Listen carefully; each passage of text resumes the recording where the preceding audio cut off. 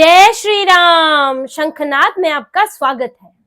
महाराष्ट्र की राजनीति आज एक ऐसे कगार पर खड़ी है जहां खुद को विपक्ष का नेता कहने वाली कांग्रेस आज अलग थलग और अकेली नजर आ रही है।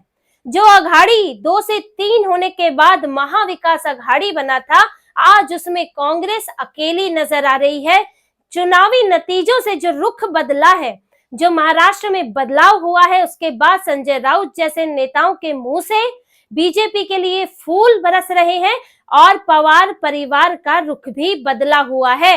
और ये जो पूरा बदलाव है, ये एक दिन में हुई 2 घटनाएं, 2 राजनीतिक घटनाएं इस पूरे बदलाव को दिखाती हैं और आने वाले महाराष्ट्र के राजनीतिक संकेत भी देती है। सबसे पहले बात उद्धव ठाकरे की करेंगे, जो उद्धव ठाकरे बीजेपी को उनकी पार्टी तोड़ने का आरोप लगाते हैं, बीजेपी को शिवसेना खत्म करने का आरोप लगाते हुए उनसे अलग हुए थे। संजय राउत पीएम मोदी से लेकर देवेंद्र फडणवीस, अमित शाह को लेकर आए दिन कोई ना कोई आपत्तिजनक बयान देते रहते हैं। वही संजय राउत आज देवेंद्र फडणवीस की तारीफ कर रहे हैं। सामना में जिसके संजय राउत संपादक है, वहां पर एक लेख छपता है जिसमें लिखा होता है, अभिनंदन देवा भाऊ। देवेंद्र फडणवीस के लिए जो देवा भाव शब्द है, बड़े सम्मान से और प्यार के साथ महाराष्ट्र में कहा जाता है। अब वही शब्द संजय राउत के मुंह से सुनने को मिल रहा है, उनकी कलम से निकल रहा है। यानी कि ये एक बड़ा बदलाव है। और ये बदलाव संजय राउत को क्यों करना पड़ा? वो संजय राउत जो इतने दिनों से अघाड़ी में रहने का समर्थन कर रहे हैं, बीजेपी के सबसे बड़े विरोधी विपक्षी दिखने की वकालत कर रहे हैं, आज उनसे बीजेपी की तारीफ कराई गई है, देवेंद्र फडणवीस की तारीफ कराई गई है। जिनके नेतृत्व में बीजेपी ने यूबीटी को हराया है, उन्हीं देवेंद्र फडणवीस की तारीफ में संजय राउत ने बड़ा सा लेख लिखा है और ये कहा है कि गढ़चिरौली में, जो कि नक्सल प्रभावित इलाका है, वहां पर जिस तरह से 11 नक्सलियों का आत्मसमर्पण कराया गया, उन्होंने हथियार त्याग कर संविधान को अपनाया, इसके लिए देवेंद्र फडणवीस की तारीफ होनी चाहिए। और गढ़चिरौली में अगर विकास होता है, वहां पर नक्सलवाद खत्म होता है, तो ये बहुत अच्छी बात होगी, राज्य के लिए अच्छा होगा। संजय राउत ने न सिर्फ लिखा है बल्कि उन्होंने मीडिया में बयान भी दिया है। वो बड़े बोले संजय राउत जो सिर्फ आलोचना ही करते हैं, उनके मुंह से कुछ अच्छी बातें सुनने को मिली और उन्होंने बोला कि देवेंद्र फडणवीस ने अगर ये अच्छा काम किया है तो हम उनकी तारीफ करते हैं। मैंने खुद देखा है कि नक्सली जो है हथियार छोड़कर संविधान अपना रहे हैं और वहां पर लोगों का विकास हो रहा है और देवेंद्र फडणवीस ने ये काम खुद अपने हाथों में लिया है। अब संजय राउत के इस बदलते रुख, उद्धव ठाकरे के बदलते रुख तो नजर ही आने लगे थे, लेकिन संजय राउत का ये बदलता रुख मायने रखता है, क्योंकि वही है जो डबल एजेंट है, वही है जो उद्धव ठाकरे को अघाड़ी की तरफ, कांग्रेस एनसीपी की तरफ खींचते हैं। लेकिन देखिए, संजय राउत को अभी हाल ही में जिस तरह से उनका विरोध हुआ पार्टी के अंदर ही, जो खबरें आई, बीच में मीटिंग हुई थी जिसमें संजय राउत के साथ मारपीट तक की खबरें आई थी कि वो बार बार अघाड़ी से समर्थन की बात कर रहे थे, जिस पर दूसरे नेताओं ने नाराजगी जताई। और उद्धव ठाकरे ने 26 तारीख से लेकर 30 तारीख तक जो बैठकें की है, उसमें यही बात सामने आई कि अब हिंदू विरोधी दिखना बंद करना होगा और हिंदूवादी पार्टियों का विरोध करना बंद करना होगा और जो ऐसे बयान देते हैं उनको रोकना होगा। और इसी के लिए संजय राउत का रुख बदलवाया गया है, उनके बयानों पर रोक लगाई गई है और संजय राउत के मुंह से तारीफ करवाई गई है। संजय राउत तो इससे खुश नहीं होंगे, ये तय है। उनको खुशी नहीं है क्योंकि उनको तो अपना मामला अघाड़ी में भी सेट करना है, लेकिन मजबूरी है क्योंकि जो उनकी नीतियों के कारण उन्होंने जिस तरह से उद्धव ठाकरे का जो हाल किया है और जो बचे हुए नेता हैं, अब जो चाहते हैं, अब संजय राउत को वो करना पड़ रहा है। और संजय राउत से करवाना यानी कि एक बड़ा बदलाव है, एक बड़े उलटफेर के संकेत देता है, क्योंकि उद्धव ठाकरे इस पूरी राजनीति में अकेले पड़ गए हैं और उन्होंने, जहां उनको एनसीपी का समर्थन था, लेकिन एनसीपी के रुख भी, यानी कि शरद पवार का समर्थन था, उनके भी रुख बदलते नजर आ रहे हैं। कांग्रेस उन पर हावी होने की कोशिश कर रही है, विपक्ष के नेता का पद कांग्रेस चाहती है और उद्धव ठाकरे के पास ना तो हिंदू बचे हैं ना मुसलमान बचे हैं।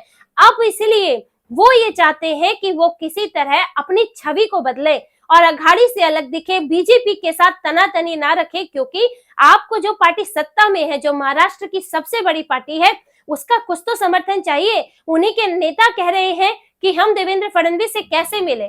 जब तक उद्धव ठाकरे नहीं मिले थे तो उनके नेताओं की यही शिकायत थी कि अगर हम जाते हैं मिलने तो कहा जाएगा कि आप पार्टी बदल रहे हो, आपकी लॉयल्टी नहीं है। इसीलिए उद्धव ठाकरे खुद गए देवेंद्र फडणवीस से मिलने। शुरुआत तो वहीं से ही हो गई थी, शुरुआत तो 23 नवंबर से ही हो चुकी थी। वो तो उद्धव ठाकरे को समझते समझते देर लगी है। वो गए देवेंद्र फडणवीस से मिलने, आदित्य ठाकरे को साइड किया, जो विधानसभा सत्र के पहले दिन उछल उछल कर ईवीएम का नाम लेकर सरकार का विरोध कर रहे थे, वो आदित्य ठाकरे को अभी चुप करा दिया गया है और उद्धव ठाकरे खुद फ्रंट फुट पर नजर आ रहे हैं।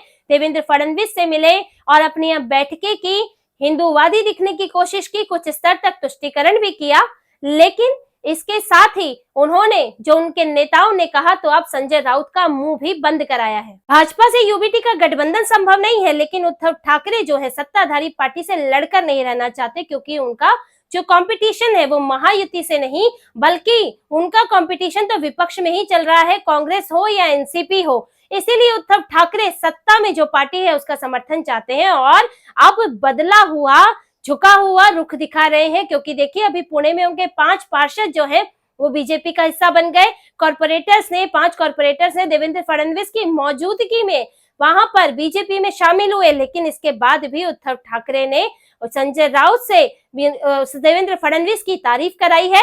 यानी कि वो सारी चीजों को इग्नोर करना चाहते हैं और सिर्फ बीएमसी को ध्यान में रखते हुए और अपने बेटे के भविष्य को ध्यान में रखते हुए सत्ताधारी पार्टी के साथ ताल मिलाकर चलना चाहते हैं। और ये सिर्फ उद्धव ठाकरे ही नहीं कर रहे हैं, ये बात शरद पवार की पार्टी की तरफ से भी नजर आ रही है, क्योंकि देवेंद्र फडणवीस की तारीफ करने वालों में सुप्रिया सुले भी शामिल हो गई हैं। सुप्रिया सुले जो इंडी गठबंधन वालों के साथ बैठती हैं, जो इस वक्त अघाड़ी का हिस्सा है, इंडी अलायंस का हिस्सा है, लेकिन सुप्रिया सुले ने देवेंद्र फडणवीस की तारीफ की और उन्होंने गढ़चिरौली को लेकर ही कहा, देवेंद्र फडणवीस के काम को लेकर कहा कि वो इस वक्त पूरे मिशन मोड में नजर आ रहे हैं। एक ही व्यक्ति है जो पूरी तरह काम करता हुआ दिख रहा है और वो देवेंद्र फडणवीस है। ये अच्छी बात है कि उन्होंने जिम्मेदारी अपने हाथ में ली है।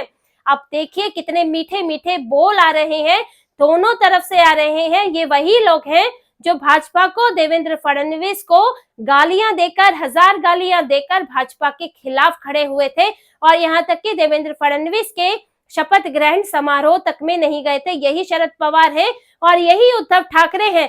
लेकिन चुनावी नतीजे जो है, जनता का फैसला जो है, वो किस तरह से रुख बदल देता है, किस तरह से विचारधारा को ही पलट के रख देता है, तो ये साफ दिखता है कि जनता का फैसला कितना मायने रखता है। महाराष्ट्र में एक बार हिंदू एकजुट हुए तो यहाँ देखिए तुष्टीकरण करने वाली पार्टियां भी पलट गई हैं और शरद पवार की यहाँ तो पवार परिवार ही एकजुट होता दिख रहा है, क्योंकि दोनों तरफ से इस वक्त ग्रीन सिग्नल दे दिए गए हैं। जैसा कि आपको पहले भी जानकारी दी गई थी कि अजीत पवार की तरफ से उनकी माताजी हैं आशा पवार, उन्होंने कह दिया कि दोनों परिवारों को एक हो जाना चाहिए। दूसरी तरफ से सुप्रिया सुले ने भी कहा कि योगेंद्र पवार ने जो पुनर्गणना की याचिका डाली थी, आवेदन किया था बारामती सीट पर, उसे वापस ले लिया और उन्होंने ये तक कहा कि ईवीएम पर जब तक कोई ठोस सबूत ना हो तो उसके खिलाफ इस तरह के बयान नहीं दिए जाने चाहिए। उन्होंने खुद टकराव खत्म किया। उधर से सुनंदा पवार है जो बार बार कह रही है कि पवार परिवार सुख दुख में साथ रहा है तो अब एक हो जाना चाहिए। इधर मर्जर की बड़ी ही तेजी से हलचल है और यहाँ जल्द ही कोई फैसला हो सकता है। शरद पवार जो है वो बार बार संकेत दे रहे हैं सुप्रिया सुले के जरिए कि वो महायुति की तरफ, यहाँ एनडीए की तरफ उनका रुख बदल रहा है। और देखिए जब शरद पवार साइड हो गए, उधर कांग्रेस उद्धव ठाकरे के साथ नहीं है तो उद्धव ठाकरे भी पलट गए, तो अब बचा कौन है? अब सिर्फ बची है कांग्रेस। यहाँ से जो महाविकास अघाड़ी था उसमें से दोनों दल अब छिटकते हुए दिख रहे हैं। उद्धव ठाकरे अलग होते दिख रहे हैं। शरद पवार अगर अजीत पवार के साथ मर्जर कर लेते हैं तो वो तो महायुति का हिस्सा ही बन जाएंगे और जो उनकी तुष्टीकरण वाली उनकी नीतियां हैं वो उनको दबा कर रखनी पड़ेगी। जैसे कि उद्धव ठाकरे का रुख बदला था, पूरी एनसीपी का रुख बदलेगा तो फिर कौन बचेगा? इधर सिर्फ कांग्रेस जो पहले कह रही थी कि हम विपक्ष के नेता हैं, विपक्ष के नेता बनना चाहती थी, सबसे ज्यादा सीटें अपने पास रख रही थी, अब वाकई कांग्रेस ही विपक्ष की नेता बनकर रह जाएगी और अघाड़ी में अकेली कांग्रेस ही बचेगी। क्योंकि देखिए जो अभी देवेंद्र फडणवीस की तारीफ हुई है उसमें चुप्पी साधे किसने रखी है? कांग्रेस ने। कांग्रेस के एक भी नेता का बयान नहीं आया है जिसमें गढ़चिरौली जैसी जगह पर इतनी बड़ी डेवलपमेंट हुई, वहां पर इतने बदलाव हो रहे हैं, तो उन्होंने एक बार भी नहीं सोचा कि सरकार जो अभी नई नई सरकार बनी है उससे इतना बड़ा कदम उठाया है तो उसकी कुछ तारीफ की जाए, एक सकारात्मक रुख अपनाया जाए। लेकिन नहीं, कांग्रेस वही रुख पर है जो राहुल गांधी चल रहे हैं, क्योंकि उन्हें भाजपा विरोध की ही राजनीति करनी है। इसीलिए कांग्रेस जहां इंडिया अलायंस में अलग थलग पड़ रही है, वहीं अब महाराष्ट्र में भी अलग थलग पड़ती दिख रही है। अब उसके दोनों पार्टियां जो है, जो महाविकास आघाड़ी इन्होंने बनाया था उस वक्त जब बीजेपी को धोखा देकर उद्धव ठाकरे अलग हुए थे, और ये कांग्रेस एनसीपी दोनों की साजिश थी, आज वही साजिश विफल हो रही है और महाराष्ट्र के नतीजों ने इन लोगों की अकल ठिकाने लगा दी है। जो इन्होंने पूरा हिंदुओं के साथ गद्दारी की, हिंदू विरोधी रुख अपनाया, इन नतीजों ने इन्हें दिखा दिया है कि गद्दारी की सजा क्या होती है और आज इन्हें उल्टे पैर चलना पड़ रहा है। लेकिन देखिए, महाराष्ट्र की राजनीति में आने वाले समय में जल्द ही ये बदलाव आपको दिखेगा। उद्धव ठाकरे जैसे पलटी मार रहे हैं, ये पलटियां भी और दिखाई देंगी, क्योंकि संजय राउत से पलटी मरवाई गई है। छोटी मोटी बात इसे नहीं समझ सकते। उद्धव ठाकरे तो बीच बीच में करते ही रहते हैं कोई ना कोई, वो कभी जो है हिंदुओं की बात कर दी, कभी मुसलमानों की बात कर दी, देवेंद्र फडणवीस से मिल रही है। लेकिन उद्धव ठाकरे से ज्यादा धुर विरोधी संजय राउत है, तो संजय राउत के मुंह से देवेंद्र फडणवीस की तारीफ करवाई गई है।